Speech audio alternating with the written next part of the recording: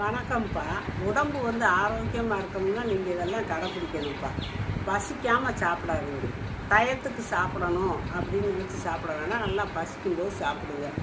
தண்ணி தாகம் அடிக்கும்போது குடிங்க. தண்ணி குடித்தா நல்லதுன்னு பொழுதுனே தண்ணி குடிச்சிக்கிட்டு இருக்க வேணாம். அது நல்லது. தாகத்துக்கு தண்ணி குடிங்க. உடம்பு கேட்கும் தண்ணி தவிக்க. உடம்பு தண்ணி சத்து குறையா இருக்குது, தண்ணி குடிங்க. தாகத்துக்கு தண்ணி குடிக்கும். இவ்வளவு அவ்வளவுலாம் கணக்கு சொல்ல வேணாம். உங்கள் தேவைக்கு நீங்கள் தண்ணி குடிச்சிடணும். அப்புறம் பசிச்சாதான் மழை ஜலம்னா மழை போகிறது, சிறுநீர் போகிறதும் அதை அடக்கக்கூடாது. வந்தால் உடனே கழிச்சிடணும். அதை மழை ஜலம் வந்தால் உடனே கழிச்சிடணும்.